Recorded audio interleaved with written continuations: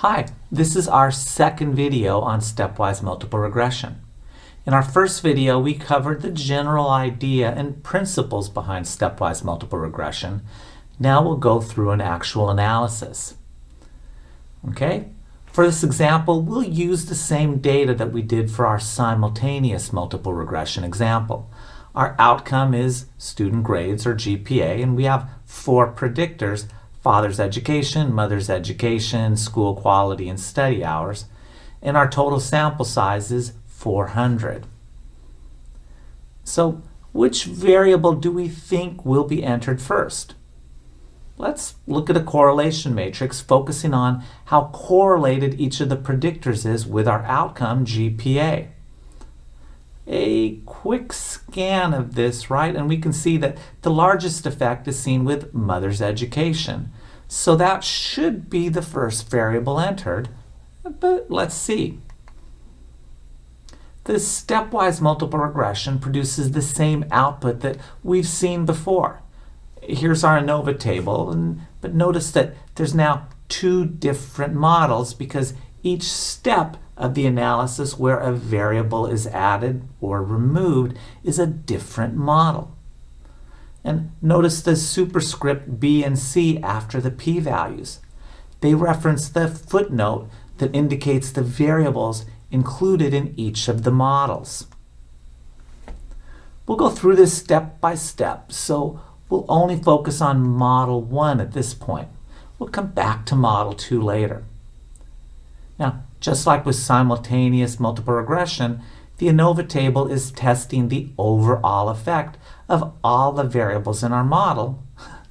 But of course, model 1 in a stepwise multiple regression only has 1 predictor, in this case, mother's education. So great, right? Just like we thought, mother's education is the first variable entered into the stepwise regression model. So far, so good. The Anova table tells us that the model, including mother's education as the only predictor of grades, is statistically significant with an F with 1 and 398 degrees of freedom equal to 58.529 and a p-value of less than 0.001, right? That's our model 1. The model summary table gives us the R-squared for the model. Now, again, we know from the Anova table that this is statistically significant, but how large is the R-squared? That's, again, the overall effect for the entire model, even if it's only 1 variable at this point. We see here it's 0.128, indicating that our model, mom's education all on its own, accounts for 12.8% of the variance in grades. Now, here's some new stuff. These 5 columns in the model summary table provide information regarding how much the model changes as we add or remove variables. The R-squared change is how much the overall R-squared changed in the model versus what it was in the previous step. Now, adding variables to the model can't make the R-squared get smaller. Think of a Venn diagram, right? Adding a variable can't make the existing total overlapping variance smaller. If I'm adding a variable, the R-squared may stay the same if this new variable has absolutely positively no additional effect, or much more likely, the R-squared will get bigger, at least by a bit. So any variable will likely make the R-squared at least a little bigger. But is the increase more than we would expect by chance alone? That's what the F-change tests. It's the statistical test for the change in R-squared. It's an F-test with degrees of freedom labeled DF1 and DF2 and a p-value labeled as the significance of F-change. Mathematically, we can write the R-squared change as delta R squared The triangle, right, is just the Greek letter delta used to indicate change. We can write that as r squared change is the r squared for the new model minus the r squared for the old model, the r squared for the previous step. But this is our first step, so what's the r squared for the old model? Well, that would be a model with no predictors, so the r squared would be 0. So the r squared change is the same as the total r squared for model 1. Now what about the f-test for the change in r squared, or as you may see it referred to in this context, the f-change test? Now earlier we saw that the f-test in our Anova table for the overall model was the r squared divided by k, where k is the number of variables in the model, all over 1 minus r squared divided by n minus k minus 1. Well, the f-test for the r squared change is very similar. It's the change in r squared divided by the change in k, the change in the number of variables, all over 1 minus r squared new divided by n minus k new minus 1. And that kind of makes sense, doesn't it? I mean, look at the numerator. Instead of r squared and k, it's the change in r squared and the change in k. And the r squared new and k new in the denominator is just our way of being clear that we mean those values for the current model. So the denominator is actually exactly the same. Computationally, we can get rid of those deltas in the numerator by simply replacing delta r squared and delta k with r squared new minus r squared old, right? The change in our r squared, divided by k new minus k old, the change in the number of variables in our model. Now, for practice, let's actually calculate this f by hand. Okay? So to begin, our r squared new is 0.128, right? And our r squared old is 0, right? That's because there was no previous model, so r squared has to be 0. Zip. Our k new is the number of predictors in our current model, which is just mother's education, so it's only 1. And our k old is the number of predictors in our previous model, which again didn't exist, so we have no previous model, so it's also just equal to 0. Makes things a little easier, doesn't it? In the denominator, the r squared new is the r squared for our current model, so it's 0.128, and n was, going back to the start, 400, and k new again is still just that single predictor, mom's education. So it's equal to 1. Follow all that?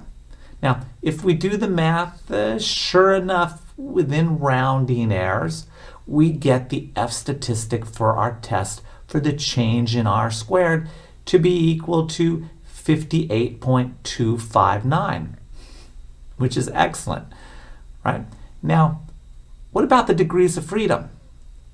In the f-test for the overall model, the first degrees of freedom was k, the number of variables.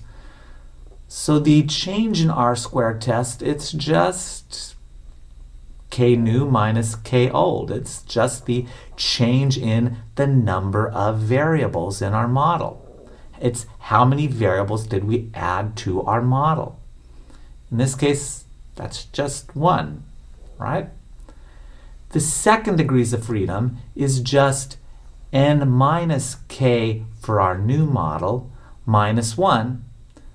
Again, k new is the number of variables in our current model, so that will just be 1. And this actually turns out to be the same as the residual degrees of freedom from the Anova table, n minus k minus 1. Pretty convenient, right? So we can write this out properly with this proper notation as f subscript delta r squared with 1 and 398 degrees of freedom equals 58.259 with a p less than 0.001. Now remember to include the p-value, right, for the f change test as well. Okay, now let's turn to the coefficients table. We're still focusing on Model 1, right? Now, this should be a little familiar by now if you've watched the simultaneous multiple regression videos. Okay, here are the regression coefficients, right, for all of the variables in our model. Of course, there's only mother's education in Model 1. Now, focusing on the unstandardized coefficient, we see that the effect for mother's education is statistically significant with an unstandardized coefficient equal to 0.131 and t with 398 degrees of freedom equal to 7.633 and a p less than 0.001. Remember, the degrees of freedom again is the same as the residual degrees of freedom in the Anova Table. So this tells us that a unit increase in mother's education is associated with a 0.131 unit increase in GPA, right? That's our point estimate of the specific value for the mother's education effect. Our 95% confidence interval gives us a sense of the precision for that point estimate. In this case, we're 95% confident that the true effect for mother's education across the entire population is somewhere between 0.097 and 0.165. Squaring the semi-partial, that 0.3573, I'm taking it out one additional decimal place to make the calculation clean. Squaring that semi-partial gives us 0.128. That tells us that mother's education uniquely accounts for 12.8% of the variance in grades. In this case, it's exactly the same as the total R squared, right? The total effect and the unique effect are the same because it's just mother's education in the model all on its own in Model 1. Finally, there's one more entirely new table that's particularly relevant for stepwise multiple regression. It's the excluded variables table. For each of our iterative steps, this table lists all of the variables not in that model. And it tells us the standardized beta, the partial correlation, the t-score, and p-value that we would see for that variable if we added it into the model. Notice it's the standardized beta because standardized betas are more comparable to each other rather than the unstandardized coefficient. This is where we can see which variable should get entered next. For Model 1, we see that the school quality should be entered next. It has the largest standardized beta in terms of absolute values and the largest t-score again in terms of absolute values. And importantly, the t still does satisfy our p-in criteria of 0.05. It is statistically significant, so we can anticipate that it will be added as in the next iterative step, our Model 2. Okay, but let's tackle that one in our next video. Okay, bye for now.